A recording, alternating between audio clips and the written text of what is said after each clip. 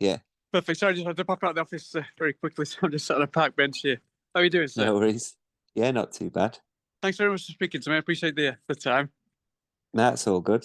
So, the main thing I want to talk about is everything you've got coming up this year. So, congratulations on the 25th year of Starsailor. That must be kind of a real kind of blessing that you're still here, still around doing concerts. But at the same time, it must be like, bloody hell, 25 years have gone by so quickly, no? Yeah, massively. We never would have expected to kind of last this long when we first started out. You don't imagine yourself being kind of 45 years old, Don't tell me about it. I'm 50 now. Don't tell me about it. Yeah. Still blasting out the tunes and going out on tour. But at the same time, I can't imagine doing anything else, Yeah. and couldn't at the time. So there's definitely never a kind of plan B. But yeah, it's great that enough people have stuck with us all these years that we're able to go out and do a tour like this. And I mean, the fact that I kind of, well, not just rock music, but kind of, you weren't specifically Britpop. You were kind of like the new acoustic movement, no? All that kind of music's really coming to the fore again. Now, that must be really helping you out as well, kind of maybe supporting other groups and also kind of people kind of reminiscing and coming back into the music that they used to listen to now. Yeah, massively. I think a big factor of it as well is that a lot of the kids whose parents brought them up on Starsailor, they're getting to the age now where they're old enough to come to gigs. So we're finding a sort of new and younger audience to what we're doing. Like one of my daughters at university in Manchester, right? My eldest daughter, and her favorite band is Blur, or one of her favorite bands is Blur. So I think there's definitely it's weird. It's like it's almost like kids get to a stage, and I think I was the same as well, where it's like bands from 10 years ago aren't cool, but bands from 20, 25, 30 years ago are cool. They're like retro kind of. She likes the Strokes as well, and is that a sore point with you though? The Strokes? No, I'm guessing because of what things that have been said now. No. The reason I'm saying is because you kind of there's a lot of talk about you being kind of like this stopgap before that kind of music now. But is that kind of something that you forget about now and you don't really take it into account? Yeah, well, I think it was just the media, really. I think it was during that time at the NME where there had to be a yin and yang. It's like, right, this has come to fight against this, and I totally understand it because it's. Yeah, I think it was more kind of a way of selling magazines and newspapers. Really, it was like let's do exactly. This. And, whereas I think the Strokes and the White Stripes were amazing. Sure. But then it doesn't make the music of Elbow and Coldplay and Turin Breaks. I'm not going to say us because it sounds too egotistical, but it doesn't. No, you can say it. Yeah, I totally band you in with the same like Turin Breaks and Elbow and things like that. Yeah, it doesn't make that kind of music any less amazing just because there's someone doing something completely different, and it's catering to a different. Well, not completely, because there was obviously people who like both kinds of music. But I think in the main, it's just catering to a completely different audience. And if there were people genuinely not into what we were doing, who were really excited that the Strokes and the White Stripes and those kind of bands came along, then that's great, good for them, kind of thing. Yeah, but I mean, the music industry being the way that it is, did you ever feel any kind of pressure to kind of jump on that kind of that boat, that bandwagon, to kind of maybe gain a bit of a wider audience, either from yourself or just kind of your own feelings of pressure, or maybe from the kind of the record company? Not particularly. I No. think, I guess with the third album On the Outside, we tried to be a bit heavier and show our kind of um, the rockier sort of side of the band, but that was more because we were that bit more powerful when we went out and played live, and we wanted to capture that sound. Whereas the previous animal albums, the previous albums have been a bit more subdued and more focused on the acoustic uh, side to what we do. That was a sort of more concerted effort to show that we did have a bit of an edge to us as well. Uh-huh. But I want to go back to the first album, your debut album, because obviously that's one that you're going to be. I imagine you're going to be celebrating the most this year. I know that you released as a 20th anniversary release.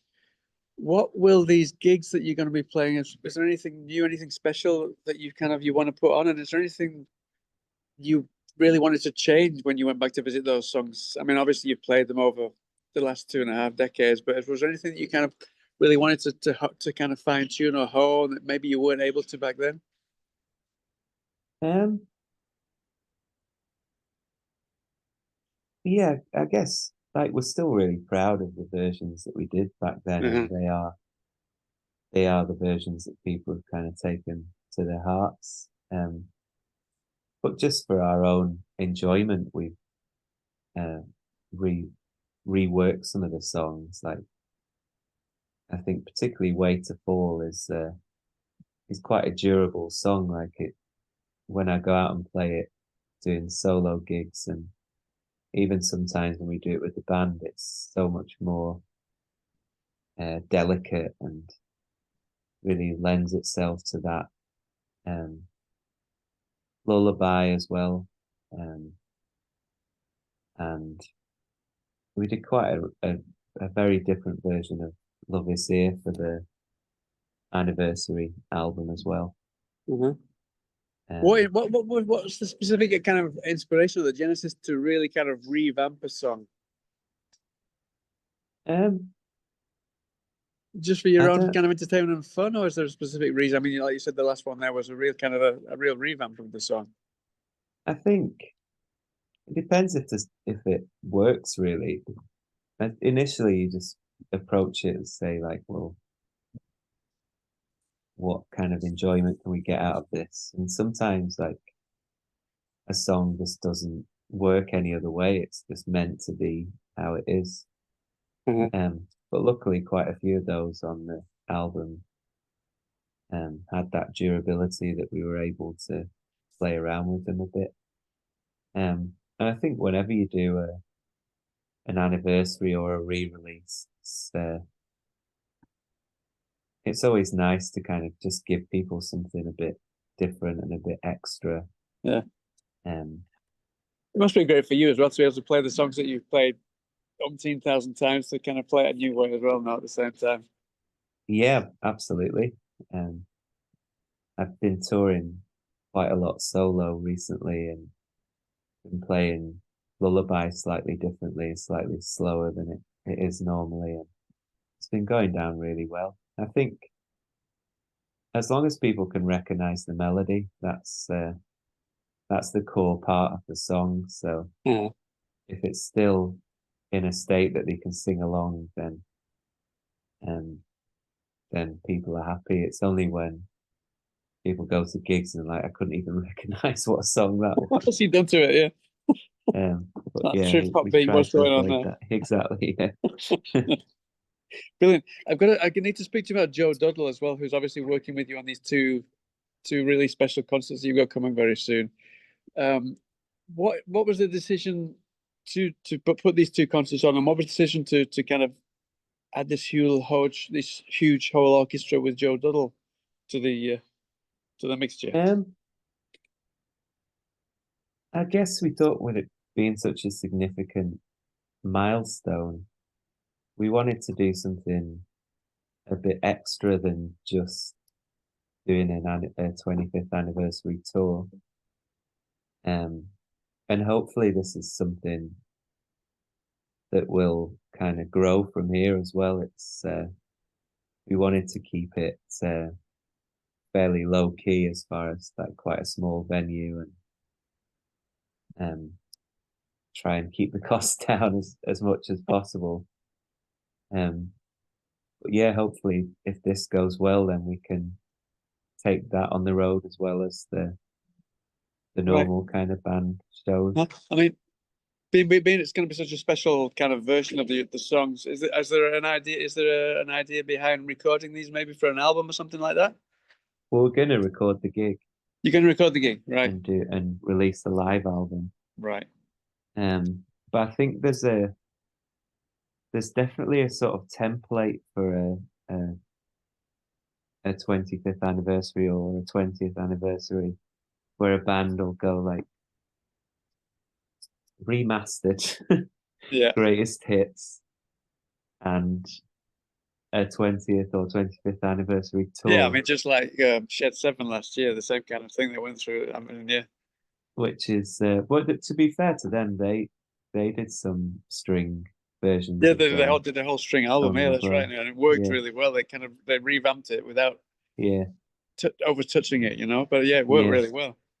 But I think it is good to do that, to like to do something special to sort of mark the occasion. Whereas, like I say, the just remastering or remixing Yeah. an album and putting out a greatest hits is a totally understandable thing to do. Um, and obviously we're doing a sort of 25th anniversary tour. But it's nice to have something in addition to those fairly obvious things So to it's always do. hits now. Yeah. Yeah, But I mean, you said that it's going to be the 25th anniversary tour. Does that mean you're going to be focusing more specifically on the older stuff, or are we going to get some of your more recent, like on the latest album as well, just kind of mix things up a bit? um, yeah. Well, I was thinking about this, like, because there's obviously two ways we can approach it, and that is to do it very chronologically and go like we're going to showcase the entire 25-year career. Right. But then I guess we've got to be mindful of the fact that Love Is Here is the biggest album.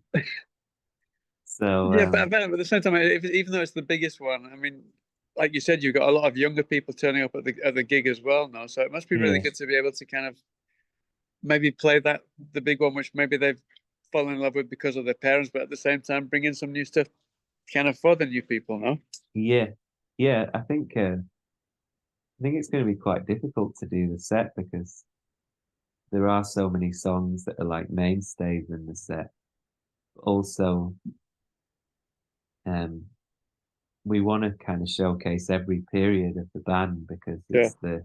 it's a celebration of the entire kind of 25 years. So, um, but inevitably you sort of lean on like Silence is Easy, um, and Love Is Here, the two biggest albums. So there'll probably be more songs from those, but we still need to recognize that all this life was part of the history and all the plans on the outside, like I say, and the Yeah. new album as well, Where the Wild Things Grow. Which is fantastic, by the way. I love that album as well. Yeah. Thank you. Uh-huh. Also, I always said the band still consists of the original lineup. You got yourself, you got James Stelfox, Ben Byrne, and Barry Westhead. How have you managed? Because so few bands manage to stick together through thick and thin. How have you managed to kind of motivate yourself to kind of keep performing? And I mean, obviously you've done your own solo stuff as well, but how have you managed to keep together and just kind of? It's just very difficult for a band to go through thick and thin as long as you have. Um, I don't know. I guess, Good answer.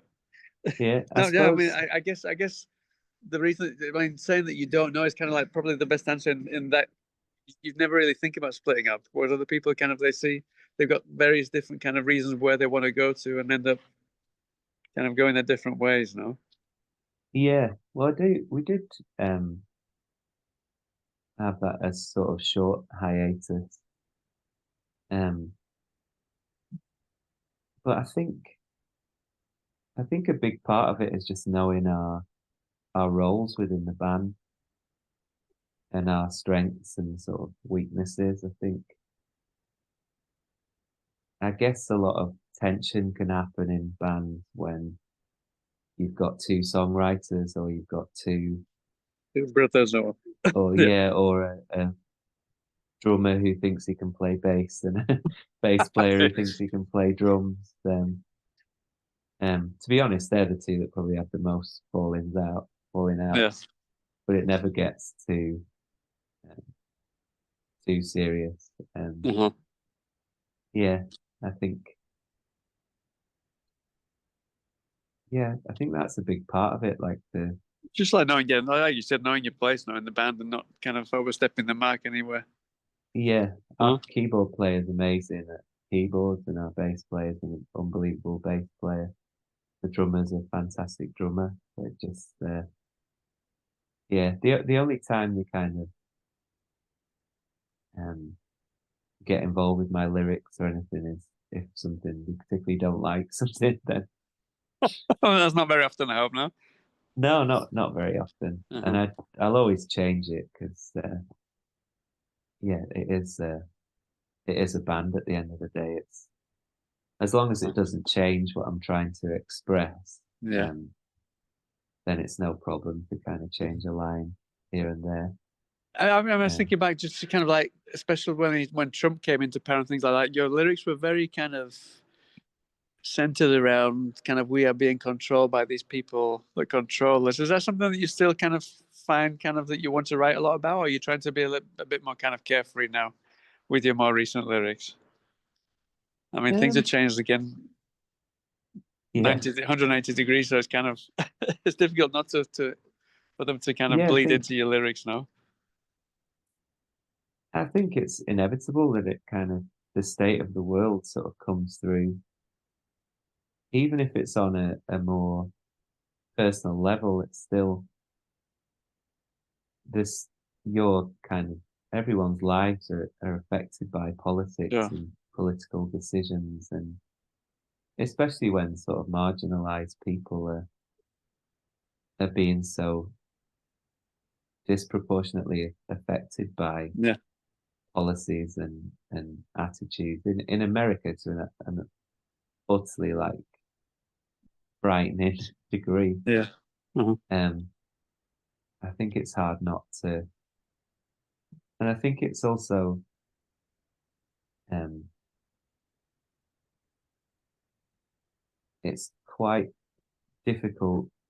But I guess from my songwriting, it's trying to find that balance between um, talking about how these things have affected or how I see them and how it might have affected my life versus just trying to tell someone else's story. I think that's where it can be more difficult.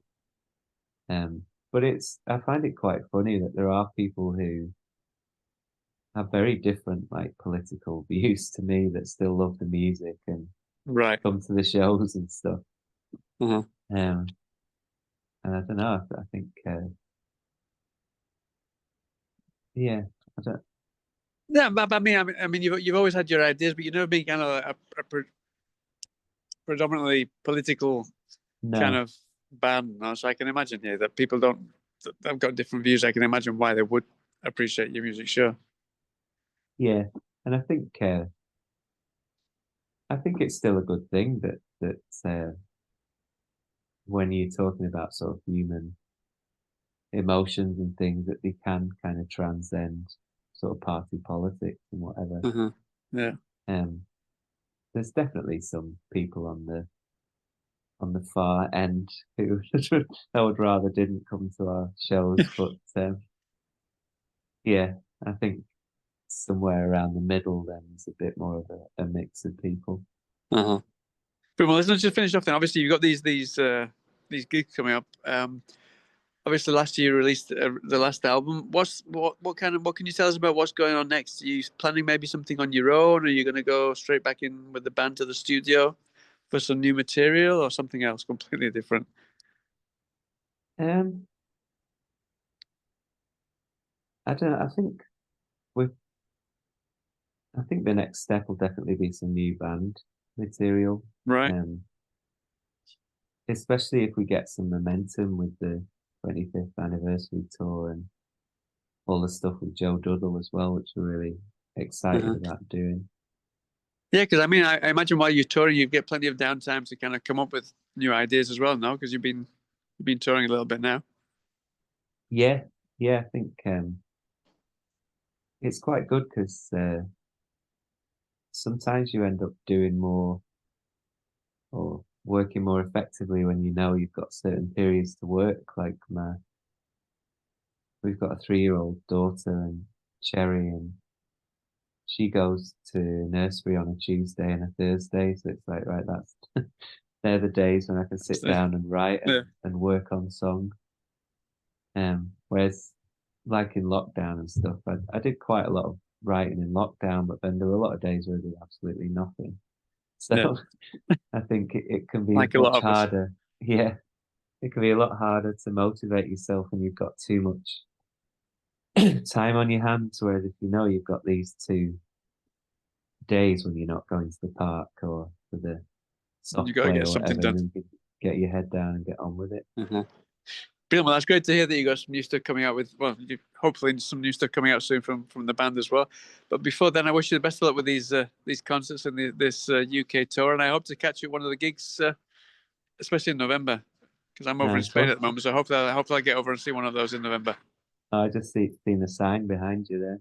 Hey, Revistium, and yeah, there's a yeah. I mean, I'm Spanish down in the sign north of behind Spain. you. Yeah, yeah. So, Cool. so listen, Nice. you take care of yourself. Have a have a great few concerts, and hopefully I'll bump into you at the one of the gigs in November, sir. Nice one. All Cheers. right, nice to meet you. See you. Take care, James. All the best.